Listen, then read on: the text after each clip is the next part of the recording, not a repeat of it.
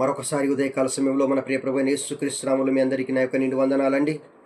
నిన్నటి దినాన ఉదయకాల సమయంలో ఆదికాండం 21వ అధ్యాయము మొదటి 2 వచనాలు మనం చదువుకున్నాం.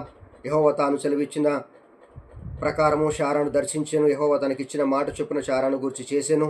ఎట్లనగా దేవుడు అబ్రహాముతో చెప్పిన నిర్ణయ కాలంలో శారా గర్భవతి, అతని ముసలితనమందు కుమారుని కనెను అనే మాటను గురించి మనం ఆలోచన చేస్తున్నాం కదా.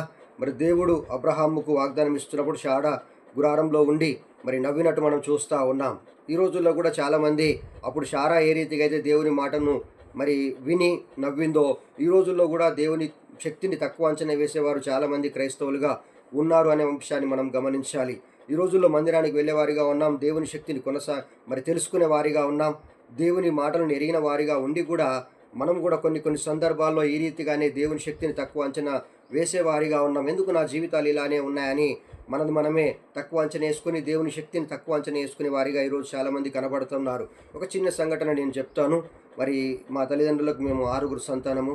ఈ 6 సంతానంలో 3 మగ పిల్లలము, 3 ఆడపిల్లలు. అయితే మాకు కొద్దిగా తెలివి వచ్చిన తర్వాత, కొంచెం ఎదిగిన తర్వాత మా తల్లిదండ్రులతో మేము మాట్లాడిన మాట ఏంటి అంటే, మన ఈ తండ్రి చేసిన మరి కష్టార్జితము పోషణగా సరిపోతూ ఉంటుంది. మగపిల్లల సంగతి అలా వదిలేయండి. మరి 3 ఆడపిల్లలు ఉన్నారు కదా, మరి వీరిని ఎలా పోషిస్తారు, ఎలా వీరి వివాహాలు చేస్తారు, వీరి పెళ్లిళ్ళు చేసి ఏ రీతిగా వీరికి సాగనంపుతారని మరి మా తండ్రి గారితో మేము మాట్లాడినప్పుడు ఆయన ఆకాశం వైపు చేతులెత్తి చూపించేవాడు. ఏంటి మేము నీతో మాట్లాడుతూ ఉంటే నువ్వు ఆకాశం వైపు చేతులెత్తి చూపిస్తున్నావు ఏంటి అంటే, దేవుడు నమ్మదగినవాడు, నా దేవుడు నా పిల్లల్ని వదిలేయడు, ఆయన కార్యాలు నాకు తెలుసు అని మా నాన్నగారు గట్టిగా ఈ నమ్మకాన్ని తెలియపరిచేవారు. మేము నమ్మేవారము. ఏ రీతిగా అంటే, కష్టపడడం చేతగానవాడు ఇలానే మాట్లాడతాడని మేము నవ్వేవారిమి. కానీ అతను ఒకే మాట ఒకటి చెప్పేవాడు, మిమ్మల్ని ఎవ్వరిని కూడా దేవుడు వదలడు, మీరందరూ మంచిగా జీవితాల్లో సెటిల్ అవుతారని విషయాన్ని చెప్పేవారు. సంవత్సరానికి ఒకసారి క్రిస్మస్కు చర్చికి వెళ్ళే వ్యక్తి దేవునిపై అంత నమ్మకం ఉంచి దేవుని కార్యాలపై అంత నమ్మకంగా ఉంచినప్పుడు ఆశ్చర్యపోతున్నాం. కాబట్టి ఈ రోజుల్లో ఆ విషయాన్ని కనుక మేము జ్ఞాపకం చేసుకుంటే, మేము ఆరుగురు కూడా వివాహాలు జరిగాయి, 6 కూడా మంచి జీవితాల్లో సెటిల్ అయి ఉన్నాం. మరి దేవుడు ఇచ్చిన రీతిగా ఈరోజు చక్కగా అన్ని కుటుంబాలు కూడా కట్టబడ్డాయి.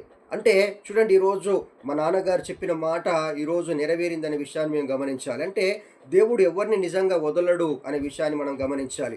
ఆయనపై ఎవరైతే విశ్వాసం ఉంచుతారో, ఆయనపై ఎవరైతే నమ్మకాన్ని ఉంచుతారో ఆ బిడ్డల్ని వదిలేవాడు కాడు అనే విషయాన్ని మనం అందరం కూడా గమనించాలి. అందుకనే దేవుని యొక్క శక్తిని ఎప్పుడు కూడా తక్కువ అంచనా వేయకూడదు. చూడండి, సంవత్సరానికి ఒకసారి క్రిస్మస్కు ఆరాధనకు వెళ్ళే వ్యక్తే దేవునిపై అంత నమ్మకం ఉంచాడు.